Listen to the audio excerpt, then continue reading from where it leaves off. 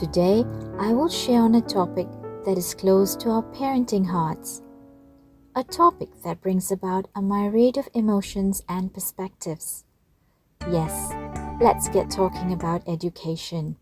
Today, we will not be focusing on the merits or the troubles with our system.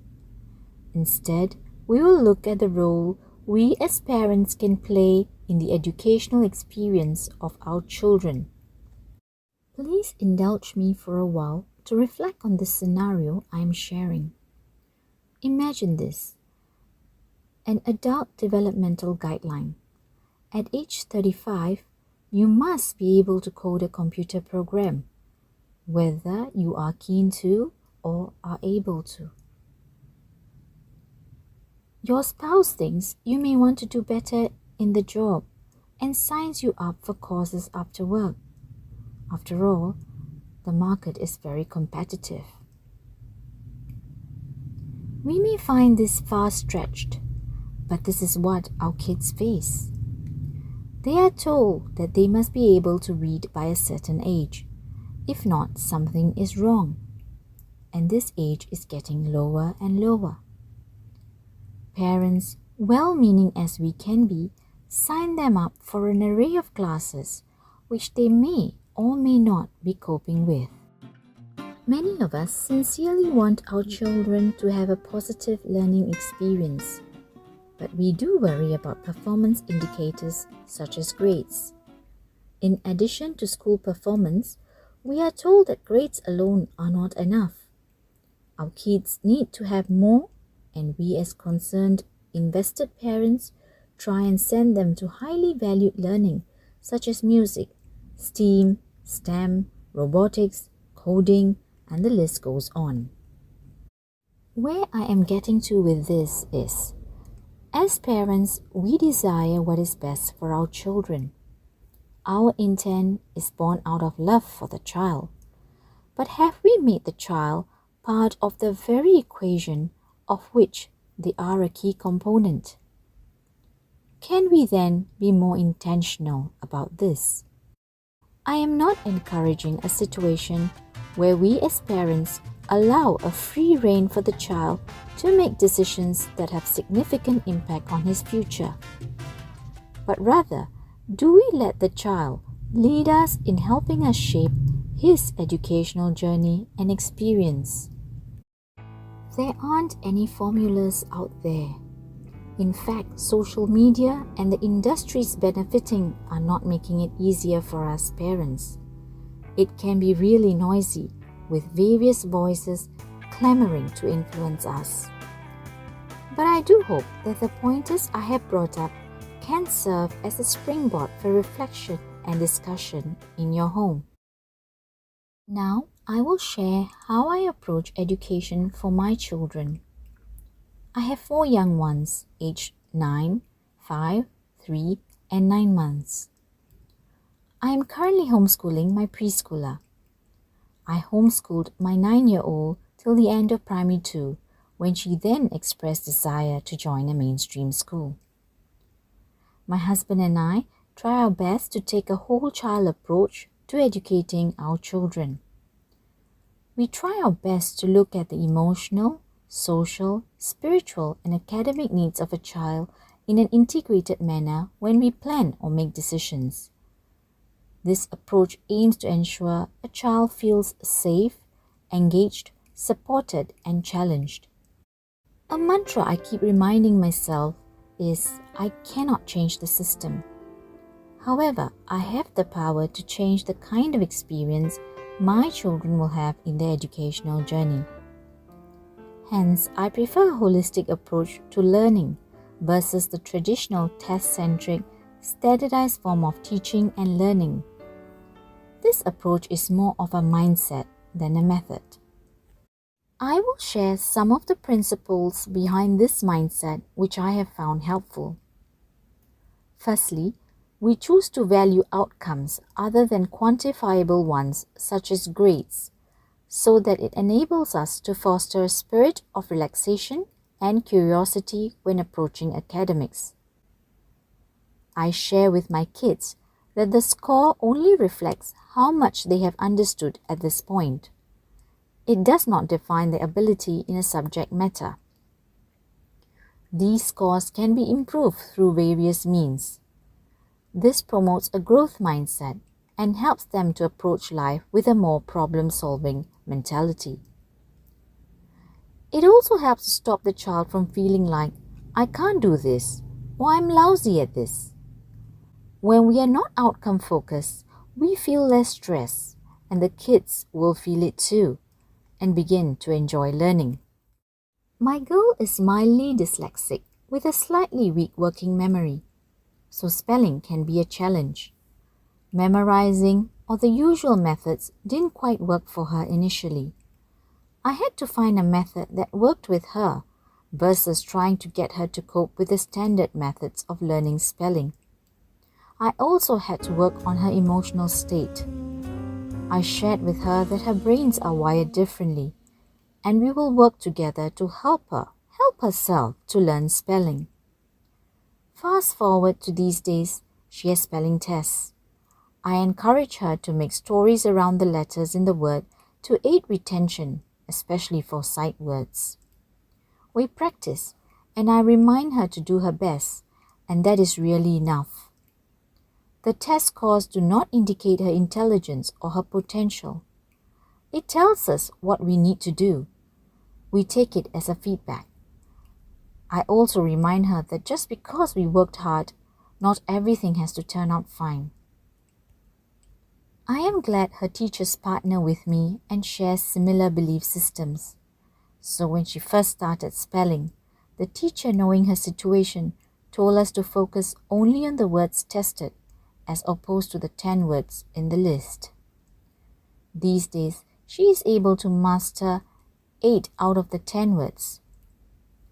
My girl and I often talk about how she has grown in this area and how she feels.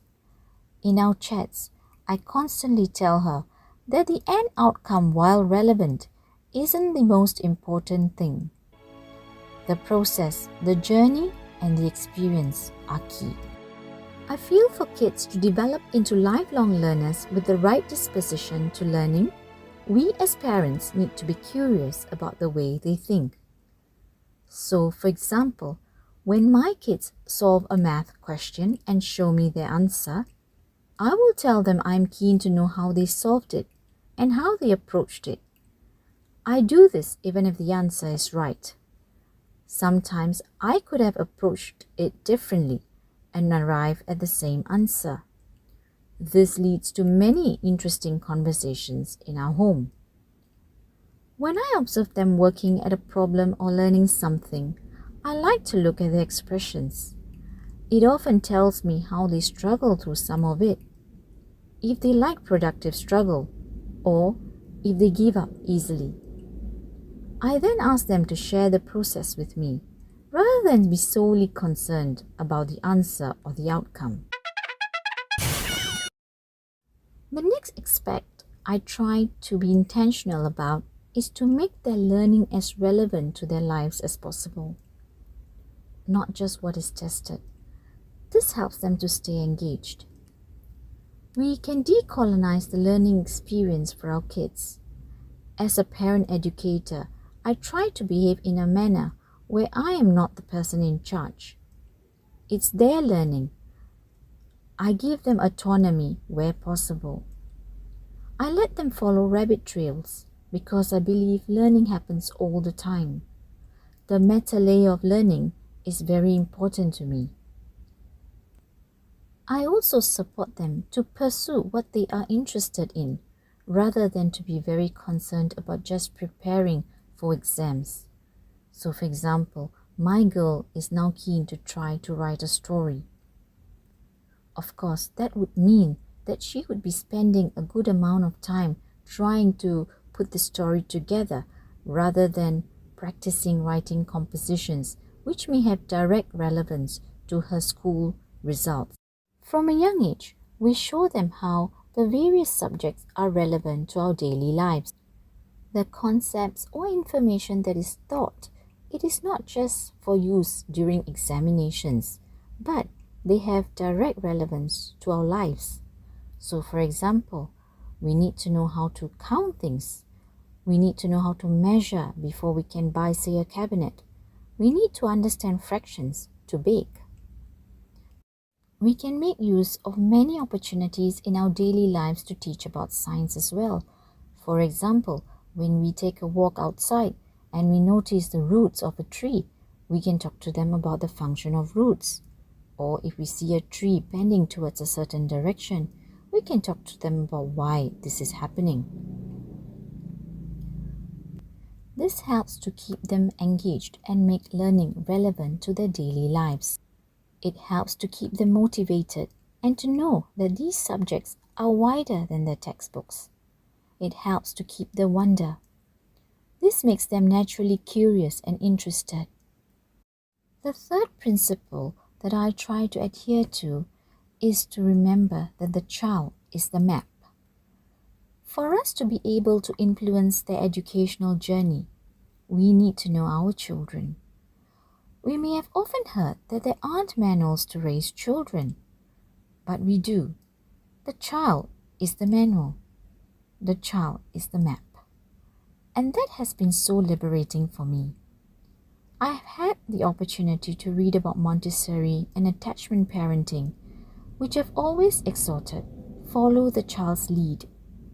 Over the years, I have read some parenting books, and these authors share about how to parent.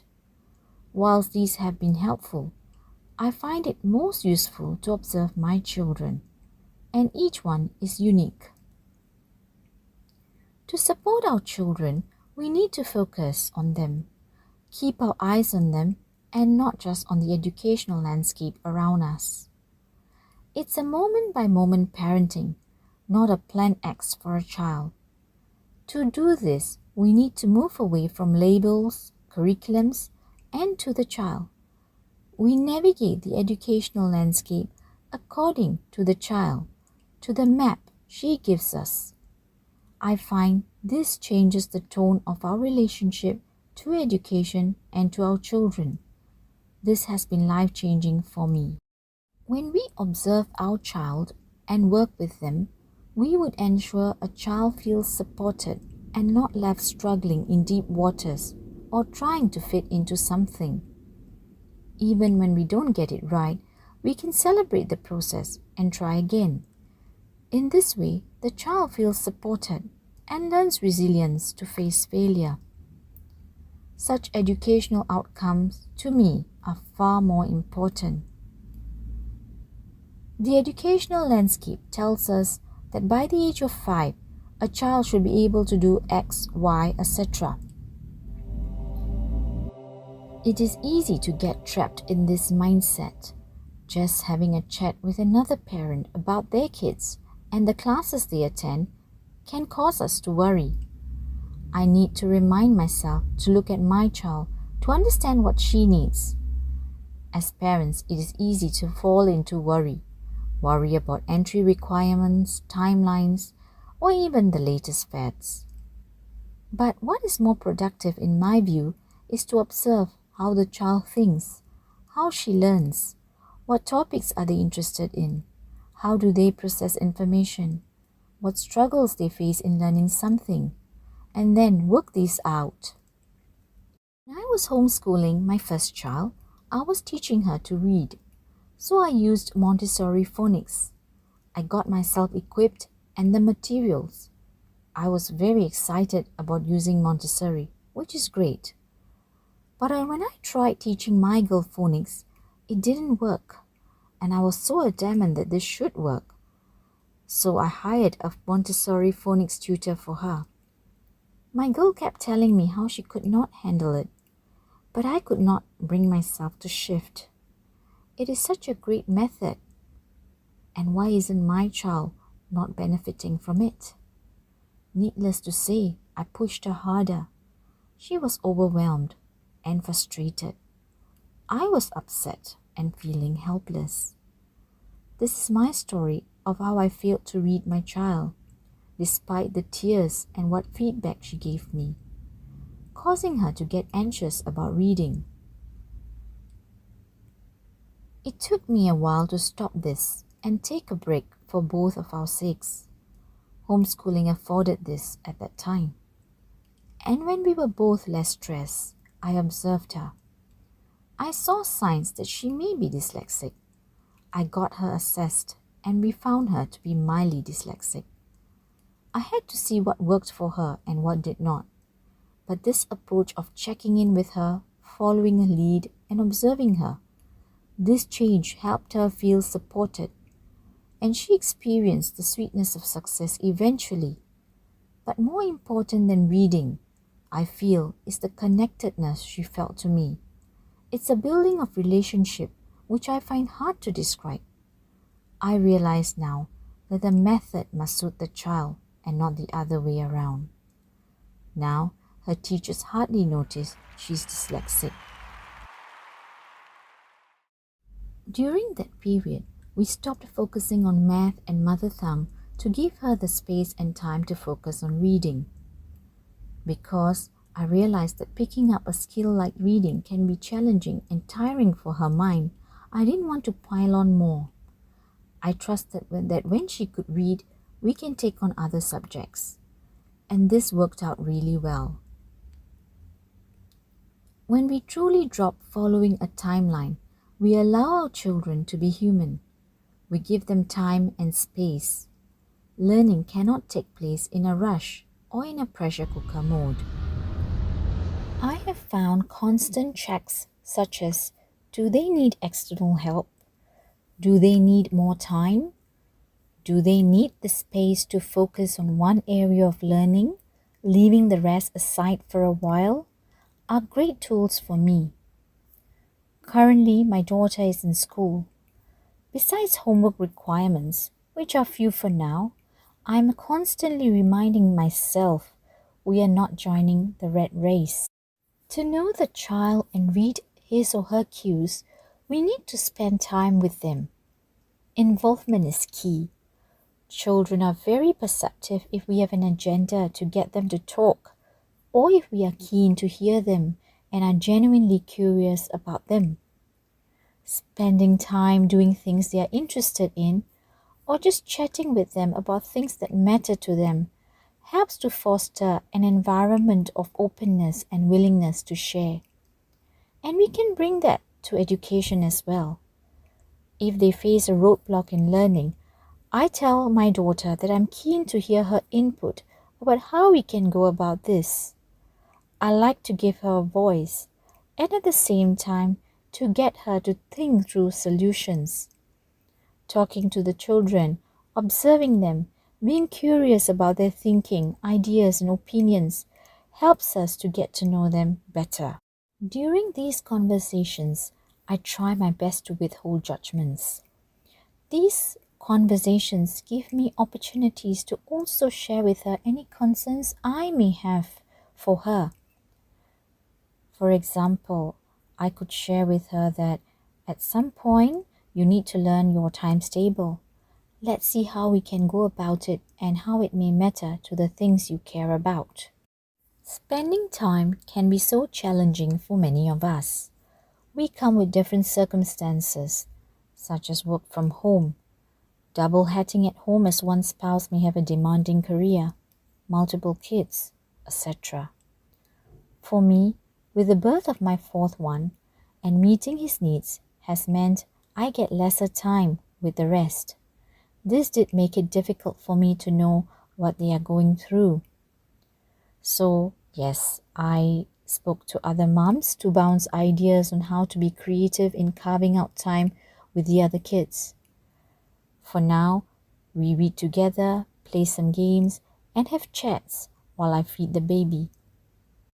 Knowing and meeting emotional needs leads to a feeling of safety and trust.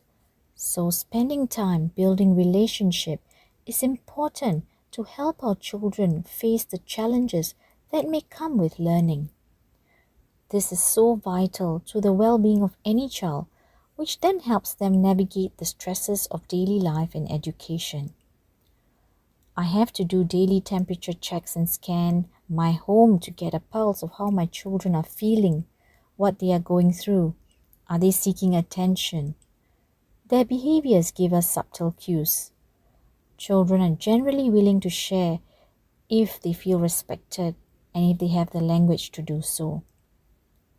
My older girl is very articulate and self-aware about her emotions and is willing to share. My boy, who is 5, however, lacks the language and he does not seem to like to talk about his feelings as much. So now I try and give him a set of colors, with each color representing a feeling, and tell him to shade his heart. This helps to serve as a springboard for him to open up. A child who feels loved, accepted, and respected will find his or her giftings, if not now, someday. The schools will ensure content is tested and concepts are mastered.